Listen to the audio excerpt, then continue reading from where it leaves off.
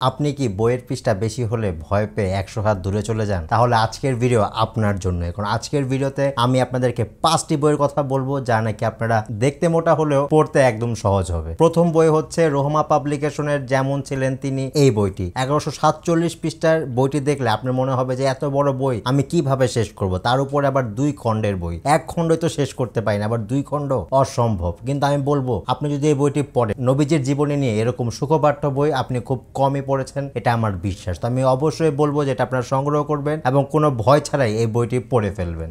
দ্বিতীয় বইটি হচ্ছে এনজয় ইয়োর লাইফ। এই বইটির পৃষ্ঠা হচ্ছে প্রায় 550 পৃষ্ঠারও বেশি। তো এই বইটি কিন্তু আপনারা অবশ্যই সংগ্রহ করতে পারেন। আর যারা নাকি ইসলামিক বই পড়েন আর এই বইটি পড়েননি তাদের জন্য তো আমি বলবো যে পুরো জীবনটাই বৃথা আর কি। তো এই বইটা আপনারা অবশ্যই পড়বেন এবং এই বইটা নিয়ে বিস্তারিত ভিডিও আছে, তারপর অবশ্যই এই ভিডিও শেষে দেখে নেবেন। এখন আমরা এই ভিডিও বাদ দিয়ে ওই ভিডিও দেখবেন না, ঠিক আছে? আগে এটা শেষ করুন, তারপর ওই ভিডিওটা দেখুন। এখন হচ্ছে আমাদের 3 নাম্বার বই। 3 নাম্বার বই হচ্ছে আতিকুল্লাহ হুজুরের আই লাভ কোরআন, এই বইটি। তো প্রথম দেখায় এই 400 পৃষ্ঠা বইটি দেখলে আপনার মনে হতে পারে এত বড় বই আমি কিভাবে শেষ করব। কিন্তু এই 400 পৃষ্ঠার বই যখন আপনি শুরু করবেন আপনি দেখবেন যে এক বসাতেই শেষ করে ফেলেছেন এবং শেষ করার পর আপনার আফসোস হবে এত তাড়াতাড়ি এই বইটা কিভাবে শেষ হয়ে গেল। তো আমি বলবো যে নির্ভয়ে আপনারা এই বইটি সংগ্রহ করে ফেলুন। চতুর্থ বইটি হচ্ছে রোহামা পাবলিকেশনের নতুন একটি বই যার নাম হচ্ছে আকবরুস সালাম। 564 পৃষ্ঠার এই বইটি দেখে আপনার মনে হতে পারে এই বইটি আমার জন্য না, কিন্তু এই বইটি কিন্তু আপনার জন্যই। কারণ যারা নতুন আছেন তারা কিন্তু বড় বড় বই পড়তে ভয় পায় বা একটা প্যাসেজ পড়তে ভয় পায়, কিন্তু এই বইটি সম্পূর্ণ বাণীর উপর লেখা, মানে সালাফদের বাণী নিয়ে তাদের জীবনের যে ঘটনাগুলো আছে সেগুলো নিয়ে খুবই আর কি সংক্ষেপে বাণীগুলো দেয়া আছে এবং অনেক বিষয়ে বাণীগুলো দেয়া আছে এবং এইসব বাণীগুলো কিন্তু খুব ডিপ আকারে লেখা আর কি। মানে একটা লাইন পড়বেন একদম ভাবনার জগতে চলে যাবেন যে এরকম লাইন কিভাবে লিখলো বা এরকম কথা আপনার মনের মধ্যে এরকম করে দাগ কাটবে যে আপনি অবাক হয়ে যাবেন যে এত ছোট করে লেখা লাইনগুলো কিন্তু এগুলো আপনার মনের মধ্যে এমন দাগ কাটবে আপনি পুরো আর কি অবাক হয়ে যাবেন আর কি। তো আমি বলবো অবশ্যই এটি সংগ্রহ করার জন্য এবং অবশ্যই এটা পড়ার জন্য আর কি। তারপর হচ্ছে আমাদের 5 নাম্বার এবং শেষ যে বইটি,